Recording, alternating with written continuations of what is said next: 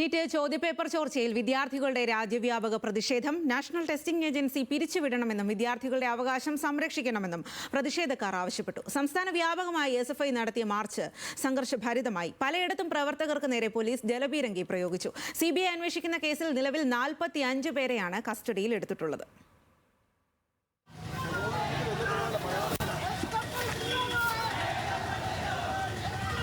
ദേശീയ ടെസ്റ്റിംഗ് ഏജൻസിയുടെ വിശ്വാസ്യത തന്നെ ചോദ്യം ചെയ്യപ്പെട്ട സാഹചര്യത്തിലാണ് വിദ്യാർത്ഥികൾ തെരുവിലിറങ്ങിയത്. പരീക്ഷാ ക്രമക്കേട് ആവർത്തിക്കുന്ന സാഹചര്യത്തിൽ NTA പിരിച്ചുവിടണമെന്നും ഡയറക്ടർക്കെതിരെ നടപടിയെടുക്കണമെന്നും ആവശ്യപ്പെട്ടായിരുന്നു പ്രതിഷേധം. SFIയുടെ നേതൃത്വത്തിൽ സംസ്ഥാനത്ത് വിവിധയിടങ്ങളിലായി നടന്ന പ്രതിഷേധങ്ങൾ സംഘർഷത്തിലാണ് കലാശിച്ചത്. പലയിടത്തും പോലീസും പ്രവർത്തകരും തമ്മിൽ ഉന്തും തള്ളുമുണ്ടായി.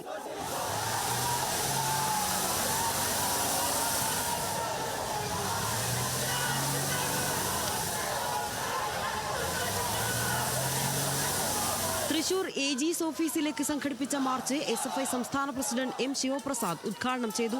ബാരിക്കേഡ് മറികടന്ന് ഓഫീസിൽ കടന്ന പ്രവർത്തകർ കുത്തിയിരുന്നു പ്രതിഷേധിച്ചു.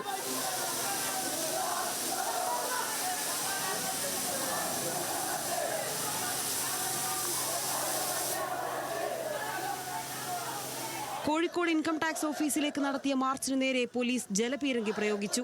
കണ്ണൂർ ഹെഡ് പോസ്റ്റ് ഓഫീസിലേക്ക് സംഘടിപ്പിച്ച പ്രതിഷേധം അണപൊട്ടി. പോലീസ് ബാരിക്കേഡുകൾ മറികടന്ന് പ്രവർത്തകർ കോമ്പൗണ്ടിനകത്തേക്ക് കയറി.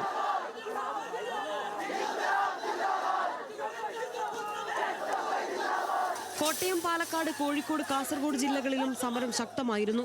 പ്രവർത്തകർ ബാരിക്കേഡ് മറിച്ചിട്ട് ഓഫീസുകളിലേക്ക് അതിക്രമിച്ച് കയറാൻ ശ്രമിച്ചെങ്കിലും പോലീസ് തടഞ്ഞു. സമരം വരും ദിവസങ്ങളിലും തുടരുമെന്ന് SFI വ്യക്തമാക്കി. ചോദ്യപേപ്പർ ചോർന്നത് കേന്ദ്ര സർക്കാരിന്റെ പിടിപ്പുകേടെന്ന് SFI സംസ്ഥാന secretary PS Sanjeev hello Malayalam leaders മോർണിംഗിൽ പറഞ്ഞു. അദ്ദേഹം ആദ്യം വിദ്യാർത്ഥികളോട് എന്തെങ്കിലും ഉത്തരവാദിത്തം ഉണ്ടെങ്കിൽ ചെയ്യേണ്ടത് NTA പിരിച്ചുവിടുകയാണ് വേണ്ടത്. പരീക്ഷ നടത്തുന്നവർ തന്നെയാണ് ചോദ്യപേപ്പർ ചോർത്തുന്നത് എന്നുള്ളതാണ് പ്രധാനപ്പെട്ട ഒരു വിഷയം. പരീക്ഷാ ക്രമക്കേടിൽ അടുത്ത ദിവസം മുതൽ സമരം ആരംഭിക്കുമെന്ന് KSUവും അറിയിച്ചു. NTA പിരിച്ചുവിടണമെന്നും പരീക്ഷകൾ നടത്താനുള്ള ചുമതല അതാത് സർക്കാർ ഏജൻസികൾക്ക് കൈമാറണമെന്നും പിണറായി വിജയൻ ആവശ്യപ്പെട്ടു.